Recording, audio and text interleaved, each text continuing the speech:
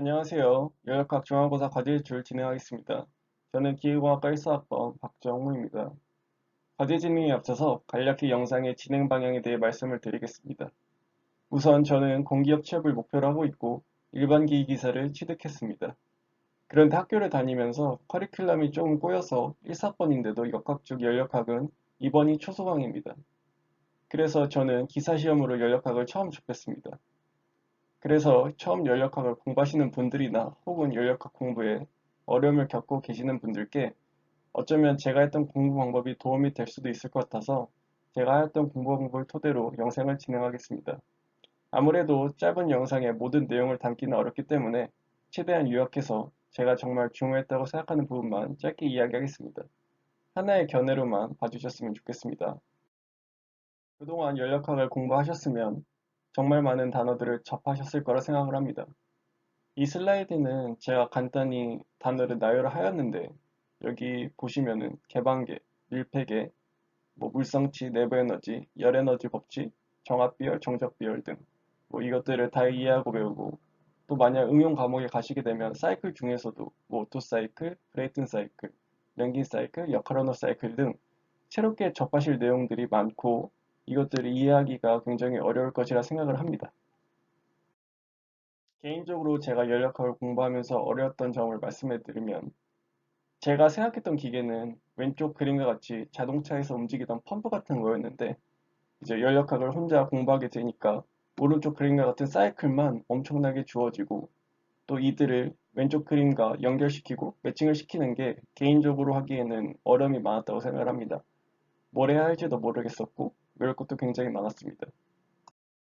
그래서 제가 이 부분에 대해 해결했던 방법은 나에게 가장 기반이 되어야 할 명제를 세 가지 내로 줄이자였습니다. 모든 문제와 모든 내용은 이 명제에서 시작한다는 아는 마인드로 명제를 수정 보완을 계속 거쳐서 만들어갔고 문제에 대입을 시켰습니다. 그렇게 해서 제가 도출한 세 가지 명제는 다음과 같습니다. 사실 필기노트가 지금 본집에 있기 때문에 필기노트에 있는 내용과는 약간은 다를 수 있지만 요지를 이해해 주시면 감사하겠습니다. 첫 번째로 열역학이란 열 에너지를 기계적인 에너지로 전환시킴에 있어서 과정 또는 사이클을 이용하여 경제성 및 효율성을 추구하는 학문이다. 두 번째, 지구상에 존재하는 모든 에너지의 총량은 항상 일정하다. 세 번째, 에너지는 일과 열의 형태로 나타내 혹은 나타낼 수도 있다. 입니다. 이 내용을 조금 더 풀어서 설명을 해드리면은 열역학을 공부하시다 보면 위 두 식을 접하고 어느 때에 어떠한 식을 사용할지 고민을 굉장히 많이 하실 것입니다. 보시면은 Q는 내부 에너지 변화 플러스 PDV 혹은 엔탈피 변화 마이너스 VDP 엔탈피는 내부 에너지와 유동 에너지의 변화. 하지만 이 두 식은 모두 에너지는 일과 열의 형태로 나타내 혹은 나타낼 수 있다는 말입니다. 사실 여기에 적힌 세 가지 명제가 당연한 내용일 수도 있습니다.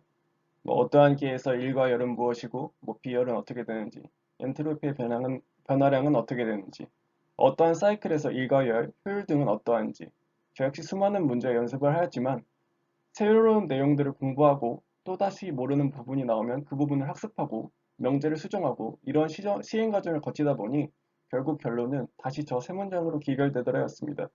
물론 저 명제가 아닌 그 결론이 나오기까지의 공부 과정의 중요함을 누구나 다 아시겠지만 혹시나 시발점을 출발점을 찾기 어렵다면 저 세 문장으로 시작해 보시는 것도 좋을 것 같습니다. 개인적인 이야기지만 시험을 준비하면서 과목당 3번에서 5번 정도의 과정을 반복한 것 같습니다.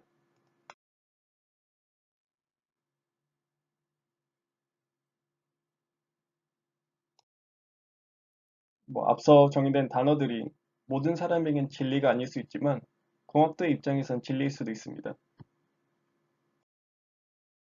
그래서 공부 방향 설정에 어려움이 있으시다면 이것들이 왜 정의되었나? 어떠한 연유로 공부를 하고 있나? 어떠한 관점에서 바라보아야 하는가? 를 스스로 생각해 보는 것이 굉장히 많은 도움이 되었습니다. 문제를 맛보기식으로 하나만 풀고 영상을 마치도록 하겠습니다.